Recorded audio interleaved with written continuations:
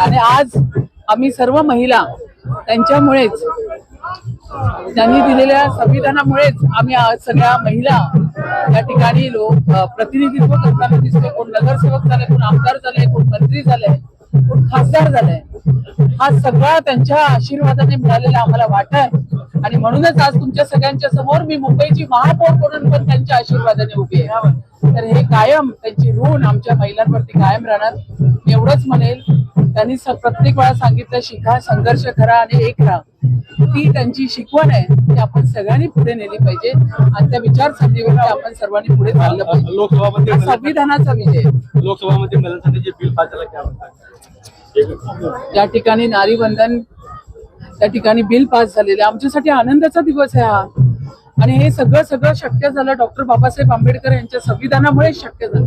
म्हणून मी पहिल्यांदाच सांगितलं, मी महापौर तुमच्या समोर उभी आहे त्यांच्यामुळे, त्यांच्या संविधानामुळे उभी आहे. तर या ठिकाणी आम्हाला आनंद होतो. संविधानाचे 33% आरक्षण महिलांना आज विधानसभेत, लोकसभेत सुद्धा मिळालेलं आहे. याच्यापेक्षा आनंद आम्हाला काय. धन्यवाद.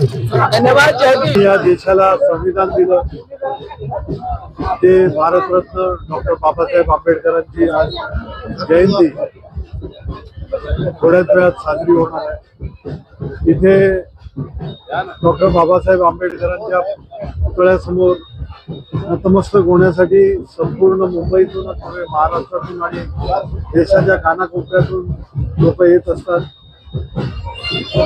त्यांनी जे संविधान दिलं तो लोकशाहीचा पाया आहे आणि लोकशाही या देशामध्ये समृद्ध करण्यासाठी डॉक्टर बाबासाहेब आंबेडकरांनी त्यावेळेला जो एक त्यांचा दृष्टिक्षेप होता तो आज आपल्याला खरा होताना बघतोय आपण की आज विविध जाती धर्माची लोक या देशामध्ये नांदतायत आणि एक जुन्या गोविंदाने नांदतो. शांततेचा संदेश, समतेचा संदेश, बंधुत्वाचा संदेश हा मूल मंत्र बाबासाहेबांनी दिला आणि त्याचे आचरण प्रत्येक नागरिक याने केलं तर देश हा समृद्ध होण्यास वेळ लागत नाही. आणि आज आपण बघताय इथे आनंद उत्साहामध्ये प्रत्येक जण आलेला आहे. नतमस्तक होण्यासाठी त्यांच्या चरणाशी बाबासाहेबांनी सांगितलं होतं की शिका, संघटित व्हा आणि संघर्ष करा. काय काय पालन केलं पाहिजे? शिकणं गरजेचं आहे, संघटित होणं गरजेचं आहे आणि संघर्ष हा आपल्या जीवनामध्ये आहे.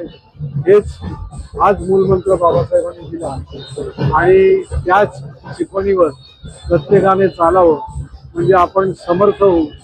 एक समर्थ राष्ट्र, हे सशक्त राष्ट्र होणं हेच डॉक्टर बाबासाहेबांचा उद्देश होता. यावर संविधान त्यांनी सशक्त असं संविधान या देशाला दिलं, ज्याच्या पायावर आज लोकशाही. डॉक्टर बाबा साहेब अम्बेडकर की 135वीं जयंती है। आप लोगों के माध्यम से इस मौके पर हम सभी भारतवासियों को इस जयंती की शुभकामनाएं देते हैं, शुभेच्छा देते हैं। और हम ये भी कहना चाहते हैं कि डॉक्टर बाबा साहेब अम्बेडकर की जो संविधान और उनकी जो विचारधारा थी, उसी को लेके जिस तरीके से हमारा देश अभी तक आगे बढ़ता रहा है, उसी को फॉलो करते हुए आगे बढ़े और भाईचारे के हर त्योहार, हर धर्म, हर जात, हर प्रांत, हर भाषा के विचारधारा के लोगों के साथ एकजुट रह के देश को आगे बढ़ाने का काम करें। भारत रत्न डॉक्टर बाबा साहब अम्बेडकर की जयंती है और पूरे देश में पूरे विश्व में जयंती मनाई जाती है और हम सब चेंबूर वासी हैं। 14 अप्रैल के पहले उसकी पूर्व संध्या पे भारत रत्न डॉक्टर बाबा साहब अम्बेडकर जी को अभिवादन करने के लिए यहाँ पे उपस्थित रहते हैं। वही कार्यक्रम यहाँ पे आयोजित किया गया। डॉक्टर बाबा साहब अम्बेडकर जी ने हमें संविधान के माध्यम से अधिकार दिए, उस अधिकार के माध्यम से और लोकशाही की वजह से आज हम खासदार बने। आज हमें जो भी संवैधानिक पद मिला है वो डॉक्टर बाबा साहब अम्बेडकर जी के आशीर्वाद से मिला है।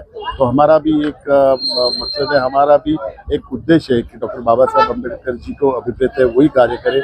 उन्होंने जो दिशा दी है उस दिशा पे काम करें और उनके सपनों का जो भारत है वो निर्माण करने के लिए सभी लोगों ने सहयोग करना चाहिए।